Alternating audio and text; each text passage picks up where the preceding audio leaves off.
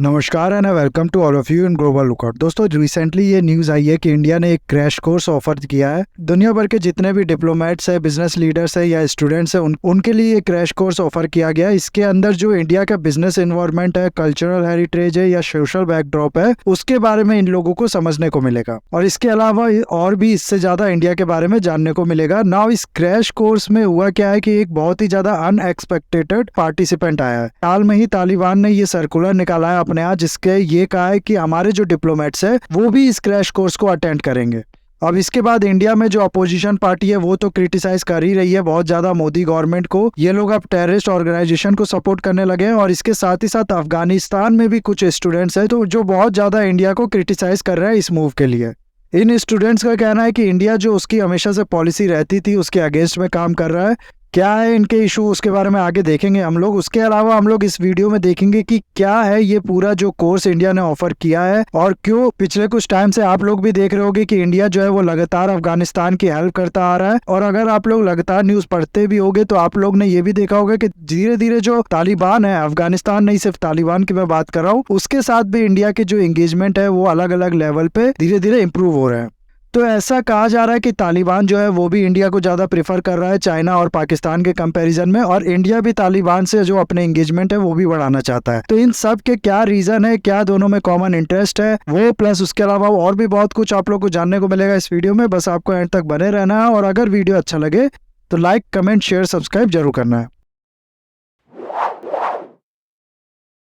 देखो, हुआ क्या है ना कि एक ऑनलाइन कोर्स इंडिया ने सबसे पहले तो ऑफर किया है पूरे वर्ल्ड के जो जितने भी डिप्लोमेट्स है, बिजनेस लीडर्स है या स्टूडेंट्स है, उनके लिए इन लोग को खुला इनवाइट किया है कि जो भी इस 4 दिन के कोर्स में पार्टिसिपेट करना चाहता है वो कर सकता है और कहीं आना जाना नहीं है इस कोर्स को अटेंड करने के लिए। ऑनलाइन ये पूरा कोर्स जो है वो चलेगा। IIM द्वारा ये जो कोर्स है वो लॉन्च किया गया है और मिनिस्ट्री ऑफ एक्सटर्नल अफेयर्स की Indian tech and economic corporation program जो है उसने इसको स्पॉन्सर किया है।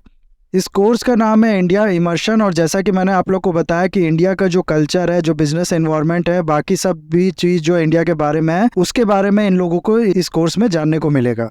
और क्योंकि ये कोर्स ओपन है इसीलिए इसमें जो तालिबान है उसने हाल में ही ये सर्कुलर निकाला है कि हमारे भी जो डिप्लोमेट्स है वो भी इस कोर्स में पार्टिसिपेट करेंगे ना। अब इसके बाद हुआ क्या है कि अफगानिस्तान के कुछ स्टूडेंट थे। हुआ क्या था कि 2021 में जब तालिबान ने टुक ओवर किया अफगानिस्तान के ऊपर, तो उसके बाद से ही इंडिया ने सारे जो वीजास के रिक्वेस्ट पेंडिंग थी अफगानिस्तान से इंडिया के लिए वो कैंसिल कर दिया था।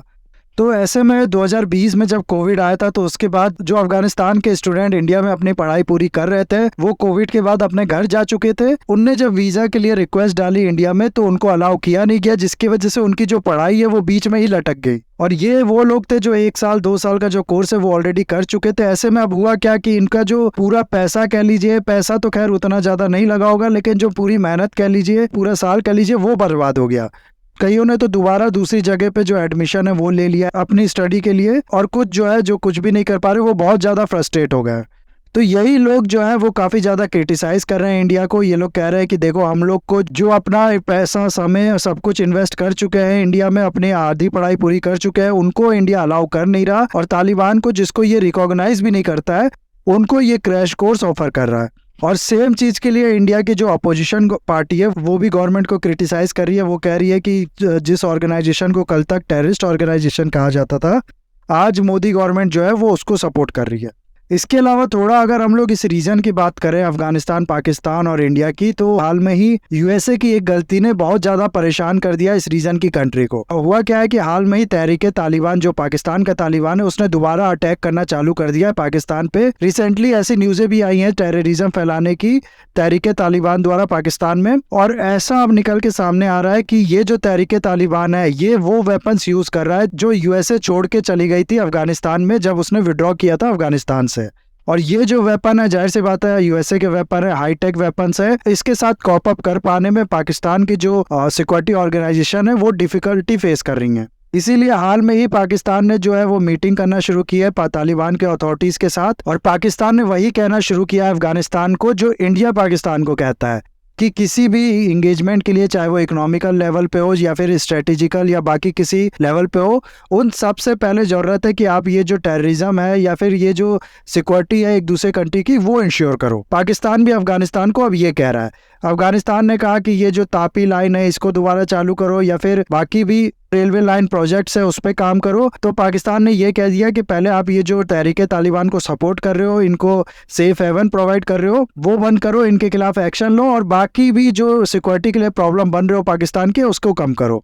और यहाँ पर पता है पहली बार बहुत ज्यादा तारीफ हो रही है तालिबान की। वो कह रहा है कि कोई भी डिप्लोमेटिक मीटिंग हो रही है तालिबान के साथ किसी भी गवर्नमेंट की, तो इसमें जिस तरीके से बाकी कंट्री डिप्लोमेटिक मीटिंग में प्रोटोकॉल्स फॉलो करती है ना, वैसे ही ये सब भी फॉलो कर रहे हैं और बहुत हद तक उस लेवल का नहीं तो उससे बहुत ज्यादा कम भी नहीं है फॉलो कर रहे हैं। मतलब एक सेंसिबल मीटिंग जो है, एक सेंसिबल अथॉरिटी की तरह ये लोग बिहेव कर रहे हैं, जो एक ऐसी ऑर्गेनाइजेशन से जो कल तक टेररिस्ट ऑर्गेनाइजेशन कहलाती थी उससे एक्सपेक्ट नहीं किया जा सकता था। इसके अलावा ये जो न्यूज़ आई थी ना कि यूएसए के जो वेपन्स है वो इस्तेमाल कर रही है पाकिस्तान में टेररिस्ट ऑर्गेनाइजेशन, ये ऐसा नहीं है कि सिर्फ पाकिस्तान के लिए ही खतरा है। हाल में ही जम्मू एंड कश्मीर रीजन में भी जो मिलिटेंट्स पकड़े गए हैं उनके पास से यही वेपन्स जो है वो बरामद हुए हैं। टोटल अराउंड $7 बिलियन के जो वेपन्स थे या इक्विपमेंट थे वो यूएसए यहीं छोड़ गया था। और इनको ये अफगानिस्तान की अथॉरिटी कर क्या रही है, एक तो बेच दे रही है मार्केट में और दूसरा या तो खुद यूज कर रही है या फिर उन ऑर्गेनाइजेशन को प्रोवाइड कर दे रही है जो इनको हेल्प पहुंचाती है, जिनको ये सपोर्ट करती हैं। तो इंडिया तक ये जो प्रॉब्लम है, ये जो वेपन्स है ये पहुंच चुके हैं और इंडिया के अगेंस्ट इस वेपन का इस्तेमाल कर काम भी किया जा रहा है। इसीलिए इंडियन पॉइंट ऑफ व्यू से अगर हम लोग बात करें कि हमें तालिबान जो है उसके साथ इंगेज करना चाहिए पॉलिटिकली या बाकी सब लेवल पे कि नहीं, तो इसके बारे में एक तो मैं पहले भी वीडियो बना चुका हूं जिसमें मैंने बताया था कि क्या क्या फायदा जो है वो इंडिया देख रहा है जिसके चलते सपोर्ट कर रहा है अफगानिस्तान को। लेकिन यहाँ मैं बात करना चाह रहा हूँ कि क्या हम लोग को जो रिलेशन है, डिप्लोमेटिक रिलेशन, वो तालिबान के साथ इस्टेब्लिश करने चाहिए या नहीं। तो दोनों चीज में कंफ्यूज मत होना। वहाँ अफगानिस्तान के जो हेल्प प्रोवाइड कर रहा है इंडिया उसकी बात की थी मैंने, यहाँ पर तालिबान के साथ डिप्लोमेटिक रिलेशन की बात किया था। आप लोग को पता होगा कि इंडिया ने अभी तक तालिबान को रिकॉग्नाइज नहीं किया और इंडिया ही क्या किसी भी कंट्री ने दुनिया की तालिबान को अभी रिकॉग्नाइज नहीं किया है। और लेकिन 15 कंट्रीज ऐसी हैं जो अफगानिस्तान में अपनी जो एम्बेसीज हैं उसको दोबारा खोल चुकी है, उनमें से एक इंडिया भी है। लेकिन इंडियन पॉइंट ऑफ व्यू से अगर हम लोग बात करें तो एक सेकंड के लिए सब कुछ छोड़ दो, सब कुछ भूल जाओ। Let's assume for a second कि आज से 5-6 साल बाद की क्या सिचुएशन होगी। क्या कोई नई पावर पॉसिबल है इस जगह पे खड़ी हो जाए और वो फिर तालिबान को रिप्लेस कर दे, या फिर ये पॉसिबल है कि दोबारा एक सिविलियन गवर्नमेंट जो है, जो पुरानी गवर्नमेंट थी, हामिद करजाई या फिर जो अशरफ गानी थे उनकी, वो दोबारा से रिवाइव कर जाए। ऐसा कुछ भी होना अब पॉसिबल नहीं है अफगानिस्तान में। दोबारा सिविलियन गवर्नमेंट अगर लानी है तो किसी बड़ी पावर जैसे कि यूएसए वगैरह या फिर बाकी किसी बड़ी पावर का जो इन्वॉल्वमेंट है वो इसमें होना चाहिए। लेकिन जो हिस्ट्री है अफगानिस्तान की वो देख के मुझे तो नहीं लगता कि कोई और दूसरी कंट्री अब एंटर करेगी अफगानिस्तान में। अफगानिस्तान को कहा जाता है ग्रेवयार्ड ऑफ एम्पायर्स। यहाँ पर ब्रिटिशर्स आ रहे हैं, रशियंस यहाँ पर आ रहे हैं, अमेरिकन यहाँ से भागे सब कुछ अपना सामान वामान छोड़ के। तो ये सब चीज़ें देख के कोई भी बड़ी पावर जो है वो मेरे को नहीं लगता एंटर करने वाली है अफगानिस्तान में। इसीलिए सिविलियन गवर्नमेंट का तो सवाल ही नहीं उठता। ये हो सकता है कि कल को कोई नई टेररिस्ट ऑर्गेनाइजेशन वो ओवर पावर कर ले तालिबान को, तो बात तो फिर वही हो जाएगी ना, या फिर ये या फिर वो दोनों ही जब टेररिस्ट ऑर्गेनाइजेशन थी और दोनों ही में से एक अगर चुनना ही है तो आज जो है उसी को चुन लो। कहने का मतलब है मुझे नहीं लगता कि अगले 5-6 या फिर 10 साल में तालिबान गवर्नमेंट जो है वो हटने वाली है अफगानिस्तान से, इन केस कोई बहुत ज़्यादा अनएक्सपेक्टेड चीज़ होता है तो। इसीलिए भलाई इसी में है कि आज की जो रियलिटी है अफगानिस्तान की उसको पहचाना जाए और धीरे धीरे इंडिया की तरफ से जो तालिबान है उसके साथ इंगेज करना शुरू किया जाए। कोवर्टली इंडिया जो है वो बहुत टाइम से इंगेज कर रहा होगा, उसमें कोई डाउट नहीं है। जब यूएसए ने अनाउंस किया था कि हम लोग अफगानिस्तान छोड़ के जाएंगे ट्रम्प के टाइम पे, तभी से इंडिया ने इंगेज करना शुरू कर दिया होगा। इतने ज्यादा सोए हुए भी नहीं है इंडिया की जो सिक्योरिटी एजेंसीज है वो। लेकिन अब हम लोग धीरे धीरे देख रहे हैं कि इंडिया जो है वो अपना जो रियल एंगेजमेंट है तालिबान के साथ वो बढ़ा रहा है स्लोली। दिसंबर में इंडिया की एक टेक टीम ने तालिबान के मिनिस्टर ऑफ अर्बन डेवलपमेंट के साथ मुलाकात भी की थी, जिसमें तालिबान ने रिक्वेस्ट किया था इंडिया को कि वो दोबारा जो अपने प्रोजेक्ट छोड़ के चला गया था तालिबान के टुक ओवर करने के बाद उसको दोबारा शुरू करे और इन प्रोजेक्ट्स को कंप्लीट करे। ये फोटोज हैं इस मुलाकात के, आप लोग यहाँ पर देख सकते हैं। और ये फोटो मैं आप लोग को इसलिए दिखाना चाह रहा हूँ कि यहाँ देखो आप लोग, कहीं भी लग रहा है कि ये जो ऑर्गेनाइजेशन है जो इतने अच्छे से होस्ट बनी हुई है, ये कल तक एक टेररिस्ट ऑर्गेनाइजेशन थी। कितना ज्यादा फॉर्मल, कितने ज्यादा सेंसिबल और कितना ज्यादा सीरियस जो है वो देखने को लग रहा है। और पिछले ही साल जून में इंडिया ने अपनी जो अफगानिस्तान में एम्बेसी थी वो भी खोल दी। जो ह्यूमैनिटेरियन एड इंडिया दे रहा है उसको और भी ज्यादा अच्छे से कोऑर्डिनेट करने के लिए।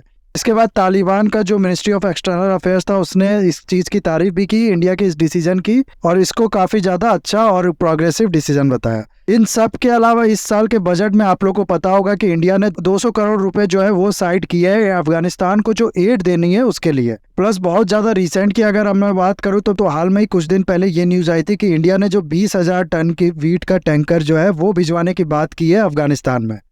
तो क्वेश्चन में कम्स इन योर माइंड कि अभी भी इंडिया ने जो तालिबान है उसको तो रिकॉग्नाइज किया नहीं है, और तालिबान भी 2021 से पहले जब वो पावर में नहीं था तो इंडिया का जो इन्वेस्टमेंट अफगानिस्तान में उसमें लगातार अटैक किया करता था, और जब पावर में आया तालिबान तो पाकिस्तान सबसे ज्यादा खुश था और चाइना उसके बाद सबसे ज्यादा खुश था। लेकिन इंडिया में बहुत ज्यादा इसको लेके थोड़ा बहुत कंसर्न था। जो न्यूज थे वो भी इस तरह के छप रहे थे कि इंडिया को बहुत ज्यादा सीरियस रहना चाहिए इस इशू में। लेकिन अचानक से क्या हो गया कि तालिबान भी अपना जो इंटरेस्ट है वो इंडिया की तरफ दिखा रहा है, और इंडिया भी जो है वो अपना इंटरेस्ट और अपना सपोर्ट जो है वो दे रहा है तालिबान और अफगानिस्तान को। तो इसके बारे में अगर मैं आप लोग को बताऊं तो आप लोग को सबसे पहले तो ये समझना पड़ेगा, और कोई बड़ी बात नहीं है, समझना बहुत नॉर्मल है ये जानना कि जो गवर्नमेंट होती है वो कुछ लोगों द्वारा इस्टेब्लिश की जाती है जो लार्जर पॉपुलेशन होती है, पूरे कंट्री की जो पॉपुलेशन होती है उस पर रूल करने के लिए। कभी ऐसा नहीं होगा कि गवर्नमेंट में जो रूल कर रहे हैं वो 100 लोग होंगे और जिन लोगों पे रूल कर रहे हैं वो 50 लोग होंगे। तो ऐसे में अफगानिस्तान में खाने को है नहीं लोगों के पास, प्रॉब्लम एक नहीं 50 है, नौकरी नहीं है, स्टडी भी पढ़ने के लिए कुछ नहीं है। अफगानिस्तान लगातार जो रिग्रेसिव रूल है वो बनाते जा रहा है। तो ये सब देख के अफगानिस्तान भी इस चीज को समझता है कि जब लोगों के पास खोने को कुछ नहीं रहेगा तो चांसेस है कि कल को वो लोग भी हथियार उठा ले जो उनके यहाँ गवर्नमेंट है उसके अगेंस्ट में, यानी कि तालिबान के अगेंस्ट में। अब कितना भी ज्यादा पावरफुल हो तालिबान, जो कॉमन लोग होंगे उससे ज्यादा नंबर में तो कभी नहीं होगी। तो इसीलिए जब लोगों को ये सब संकट सताने लगता है ना, खाने पीने का, इन सब चीजों का, तो ये ब्रीड करता है इंसर्जेंसी, मिलिटेंट क्राइम, टेररिज्म, इस तरह की चीजें। और तालिबान क्योंकि अब पावर में है, ये अच्छे से रूल करना चाहता है अफगानिस्तान में, एक अच्छा रूल देना चाहता है अफगानिस्तान को। ऐसे में इनको उम्मीद थी कि चाइना से जो इन्वेस्टमेंट है वो आएगी अफगानिस्तान में, जिसके बाद हमारी ये जो प्रॉब्लम है लोगों की कि खाने पीने वाली चीज, इसमें बहुत ज्यादा हम लोग सुधार देखेंगे। लेकिन चाइना जो है वो इस इन्वेस्टमेंट में अब डिले कर रहा है। वो शर्त रख रहा है अफगानिस्तान के ऊपर कि पहले तो आप लोग जो शिंजियांग प्रोविंस का जो मुद्दा उठाती है तुर्किस्तान मिलिटेंट ऑर्गेनाइजेशन, सबसे पहले तो उसके अगेंस्ट में एक्शन लो, उसको सपोर्ट करना बंद करो और उसके जो मिलिटेंट्स है उनको हम लोग को सौंपो। और तालिबान ये उतना ज्यादा करना नहीं चाह रहा। दूसरा, इसी सब रीजन और बाकी सब रीजन की वजह से जो चाइना का इन्वेस्टमेंट है वो बहुत ज्यादा डिले हो गया है, जिसकी वजह से ये चाइना से भी बहुत ज्यादा फ्रस्ट्रेट हो चुका है। साथ ही साथ इसको ये भी पता है कि चाइना कभी भी कहीं पर भी इन्वेस्टमेंट करता है तो उसकी क्या शर्तें होती है, उसका हिडन एजेंडा जो होता है वो क्या होता है। धीरे धीरे उसको पूरे अपने जाल में फंसा लेता है चाइना, और एक तरीके से वो सैटेलाइट स्टेट ही बन जाती है उस कंट्री की। इसीलिए चाइना पे उतना ज़्यादा विश्वास नहीं है। और बाकी आसपास की कंट्री अगर आप लोग देखो तो सेंट्रल एशियन कंट्रीज को थोड़ी देर के लिए अगर छोड़ भी दो तो फिर ईरान में पॉलिटिकल अनस्टेबिलिटी बची हुई है, वहाँ प्रोटेस्ट जो है वो बहुत ज़्यादा हो रहा है। पाकिस्तान को खुद को संभालने की उसकी औकात नहीं है, वो सपोर्ट क्या करेगा अफगानिस्तान को।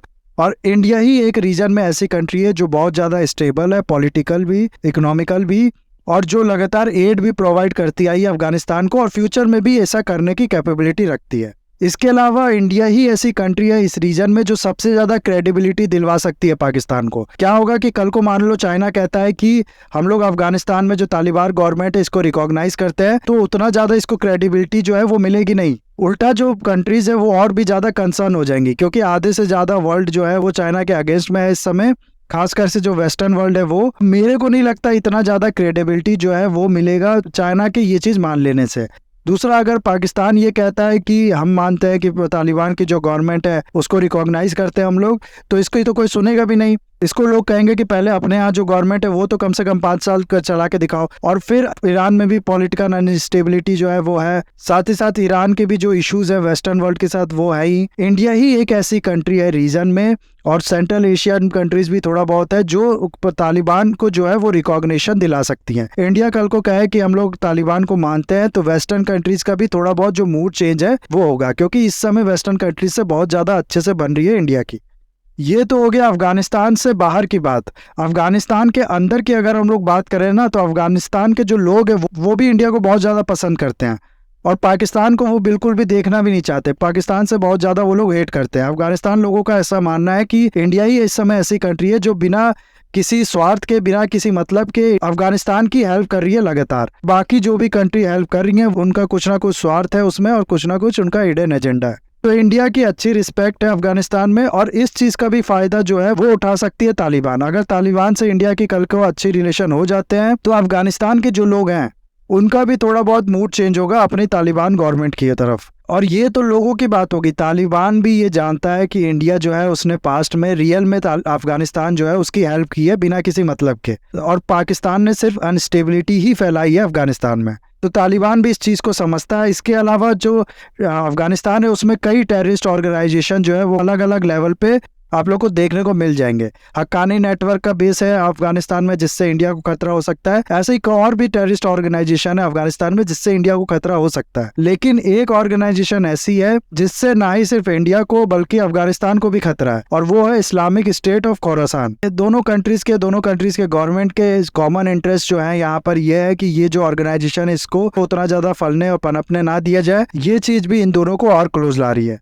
एंड लास्ट, हिस्टोरिकल जो टाइज रहे हैं अफगानिस्तान के इंडिया के साथ वो काफ़ी ज़्यादा स्ट्रांग रहे हैं, तो उसका भी कहीं ना कहीं असर पड़ता है लोगों के माइंड में, गवर्नमेंट के माइंड में। और पाकिस्तान जो है आप लोग देखो तो उसकी तो कोई आइडेंटिटी ही नहीं है। खाली जिद में कुछ लोगों ने मिलकर एक कंट्री बनाई है, ये कह कि हम लोग जो मुस्लिम्स है हमारे जो इंटरेस्ट है वो इंडिया के इंटरेस्ट से या फिर हिंदू के इंटरेस्ट से अलग है। तो ये सब रीज़न जो है ये भी इम्पोर्टेंट है यहाँ पर, और बाकी सब रीजन भी मैंने आप लोग को बता ही दिया। आई होप आप लोग को अच्छा लगा होगा ये वीडियो और इसमें सब कुछ समझ में आया होगा। बाकी इस वीडियो को मैं यहाँ पर करता हूँ खत्म। इसे लाइक, कमेंट, शेयर, सब्सक्राइब जरूर कीजिएगा। That's all, have a nice day, take care.